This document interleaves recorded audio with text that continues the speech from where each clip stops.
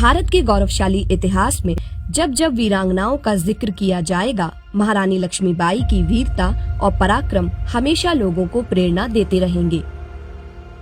अंग्रेजी हुकूमत के दांत खट्टे करने वाली झांसी की रानी लक्ष्मीबाई की आज पुण्यतिथि है। 18 जून सन 1858 को अंग्रेजों से मुकाबला करते हुए रानी लक्ष्मीबाई वीर गति को प्राप्त हुई थी। हर साल 18 जून का दिन रानी लक्ष्मीबाई के बलिदान दिवस के रूप में उनके शौर्य की याद दिलाता है।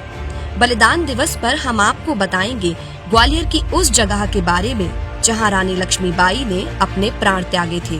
अपने जीवन के अंतिम क्षणों में क्या कहा था रानी लक्ष्मीबाई ने, सुनिए संत गंगाराम शाला के संत पुराण विरथी स्वामी रामसेवक दास जी से। यही निर्णय लिया गया कि रानी शुरुआत युद्ध झांसी से करेंगी। दतिया का राजा जो है वो दतिया से युद्ध प्रारंभ रानी के साथ आएंगे और उधर से देवास के राजा और तात्या टोपे ग्वालियर के राजा ऐसे धौलपुर से आगरा ते हाथरस ऐसे करके दिल्ली पे चढ़ाई करेंगे और ऐसे ही युद्ध प्रारंभ हुआ। रानी लक्ष्मीबाई जी ने झांसी से प्रारंभ किया, दतिया के राजा भी आ गए, दतिया भी जीत ली, ग्वालियर भी जीत लिया। उसके बाद फिर मालूम है जब ग्वालियर के राजा नहीं आए तो लक्ष्मीबाई ग्वालियर किले पे गई और वहाँ देखा कि अंग्रेज़ों के देखा कि सिंधिया जी आए नहीं और वहाँ अंग्रेज़ों के चारों तरफ से रानी लक्ष्मीबाई को किले पे घिन लिया। और उस समय क्या उन्होंने मदद नहीं की या नहीं की, उस समय की क्या प्रतिक्रिया है, लेकिन आज की ये है कि रानी लक्ष्मीबाई वहाँ किले पे घिर गई और उन पे अंग्रेज़ों की सारी टोलियाँ वहाँ टूट पड़ी और बुरी घायल अवस्था में रानी की शरीर हो गया।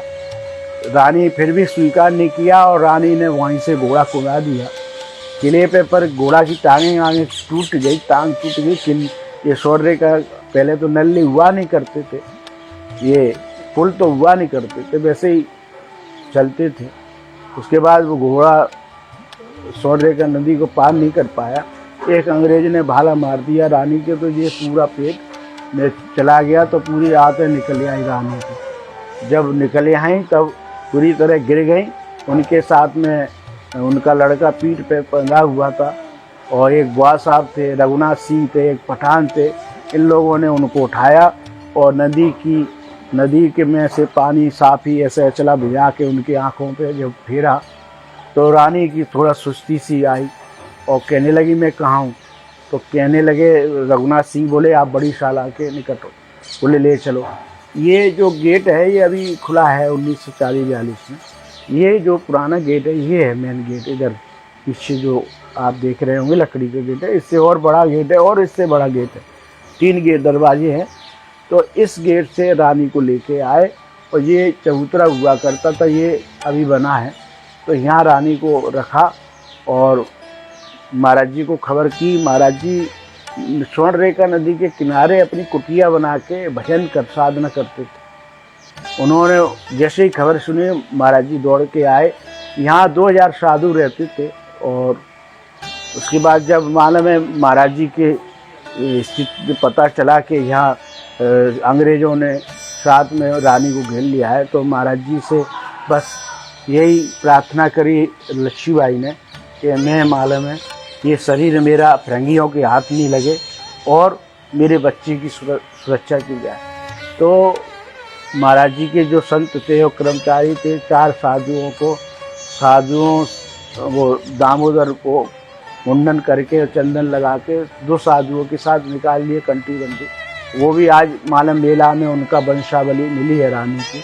उसके बाद फिर मालूम है रानी को गंगा जल पिलाया, जैसे ही उनका शरीर पूरा हो गया। यहाँ एक खिड़की थी, अंग्रेज़ों लोगों ने खिड़की में तोप लगा के वो तोड़ के आम अंग्रेज हजारों की संख्या में यहाँ आ गए, आके और आमने सामने संतों से लड़ा युद्ध हुआ। तो युद्ध आमने सामने हुआ, लेकिन उसके बावजूद भी संतों ने रानी की देह की रक्षा करते करते 745 साधु शहीद हुए।